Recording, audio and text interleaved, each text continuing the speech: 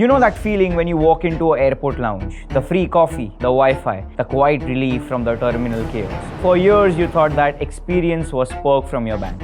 You were wrong. What you were actually paying was an invisible tax to a single company. They don't own the lounges. They didn't pour the coffee. They were just the middlemen who controlled the 90% of India's airport lounge access. And they were pocketing a massive 70% profit margin. A margin that built a 2,000 crore empire. This is the story of DreamFolks, the former king of airport lounges. And this is the story how Gautam Adani and his deep pockets decided to end that monopoly, turning a multi-crore business to a zero in a single year. 16 सितंबर से घरेलू airport पर जो भी DreamFolks lounges manage करता था, अपनी services देता था, वो सर्विसेज बंद हो रही है. They are completely discontinuing their domestic lounge services.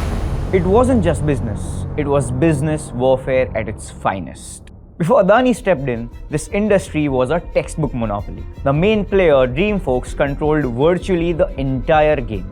But how did they even create this market? Before 2015, barely 5% of Indians used airport lounges. DreamFolks was the invisible bridge that single-handedly convinced the banks that lounge access sells credit cards. By 2024, 40% of premium card holders expected it as a standard. They educated the market and they built a trust. Then what was the profit? The economics were devastatingly simple. Banks paid DreamFolks rupees 800 to 1200 for a single lounge visit. The actual service cost for the lounge operator was only around 200 to 300. DreamFolks kept the difference, a massive 70% margin. With an estimated 4 crore lounge visit annually across India, that spread translated to a purely commission profit-based business of nearly 2,000 crore annually.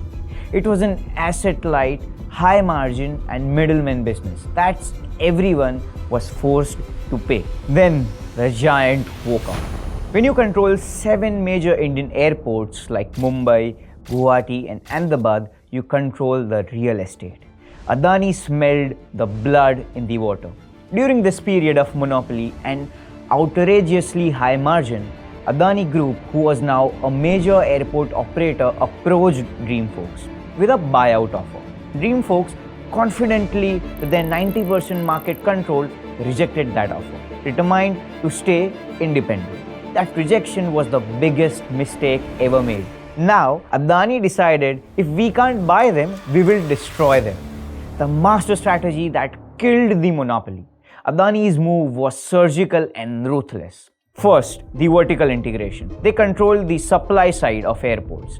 They simply built their own competing digital platform, Adani Lounge, within days. Second, the pitch. They pitched every major bank and lounge operator with a simple message.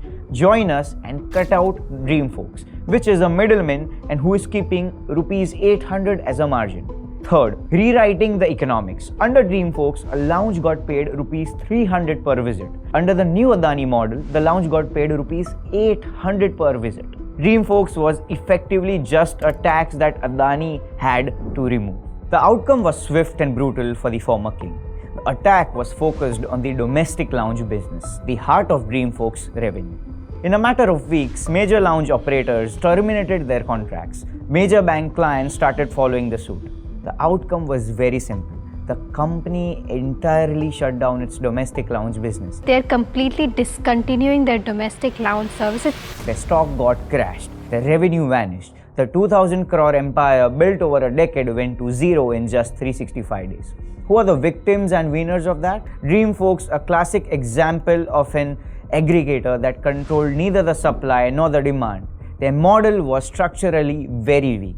Adani proving that in business, deep pockets and vertical control can beat everything else. The real takeaway from this harsh lesson for every startup founder or investor in this country is that can innovation for the middleman that creates the market truly survive when the giants decide to play the game themselves? When you are a purely middleman, you are always vulnerable to a person who owns real estate. This case study proves that the moment a major player like Adani decides to integrate vertically, The middleman's day is done.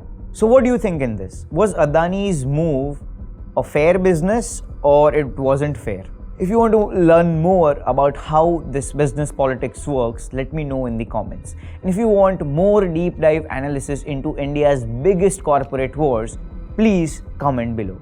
And how do you find this case study? That's the main thing for me. Because after researching and scripting all these things, the thing which matters for us is the comments which you put in our video. So please like and subscribe Beyond the Noise for more such insightful business case studies. Thank you.